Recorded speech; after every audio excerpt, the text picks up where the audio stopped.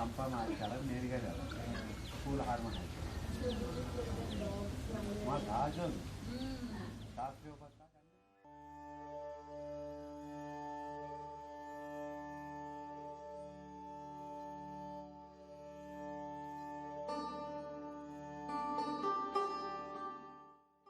The journey began in the small town of Dharmavaram, which lies in the Anantapur district in the state of Andhra Pradesh. Nestled in the heart of this region is the village of Nimmalakunta. There are a total of approximately 60 houses which are involved in the art. Most of the artists invest majority of their time in the craft. However, they have alternate occupations such as agriculture and cattle rearing.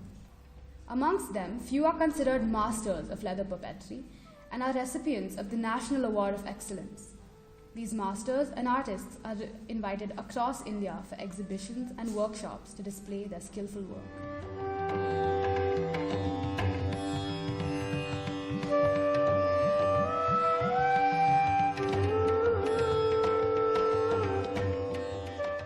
Their food consists of annam, which means rice, pappu, referring to dal, and chintapuri.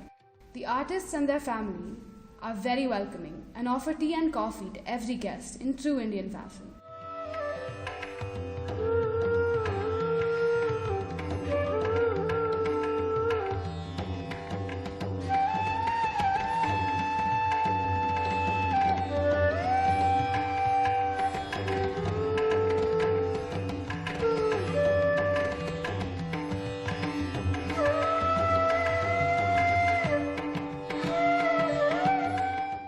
The colours used in this art were once natural and made of ingredients locally available in Nimmalakunta. However, over time, artists use either pattu sari pigments or artificial paints to colour the puppets. These puppets are made using naturally processed leather. The artist acquires the skin from a butcher shop in Dharmavaram and proceeds to clean it using a knife called the surkatti or the chak. The hair and dirt is removed from the hide. Once the hide is clean, it is left to dry for an entire day in broad daylight. The dried leather is smoothened so as to render it for the design. A needle is used to outline the figures, and the leather is then scraped once more to get rid of any dust or debris.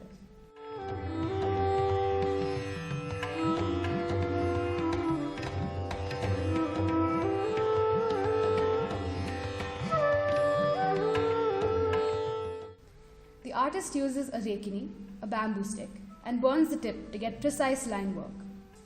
The stick is used to outline the figures with black color.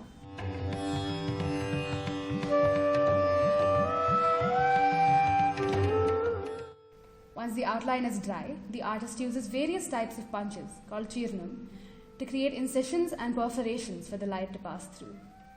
Colors are then added to the puppet. These colors are determined by certain folklore and beliefs of the community. For example, blue-colored skin is a characteristic of Lord Krishna. The artist usually starts with the color red and then progresses to further lighter tones. Once the colors are dry, it is cut into required shape as per the design.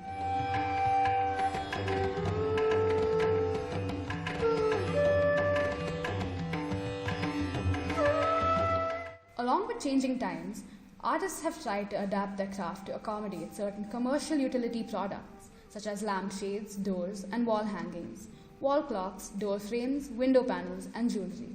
These products use additional materials such as leather thread and a metal wire framework.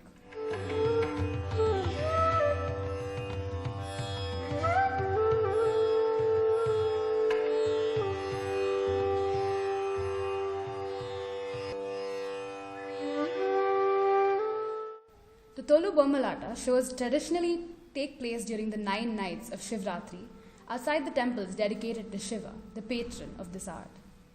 These performances used to go on for the entire night at a stretch.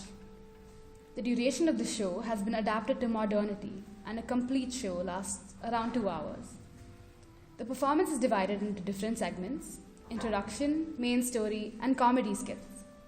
On this basic formula, different troupes build their show. Similar to every traditional Indian performing art, the show starts with an invocation to Ganesha, which aims at removing the obstacles and allows a good performance. The core of the performance is presented by epic stories. The repertoire of Tholu Bommalata performances is mostly based on the Ramayana and to a lesser extent on the Mahabharata and some Vaishnava texts such as the Bhagavad Purana. Despite inevitable adaptation to the timing of contemporary theatre, Tholu Bommalata keeps its conventions and every show reflects the pattern outlined here.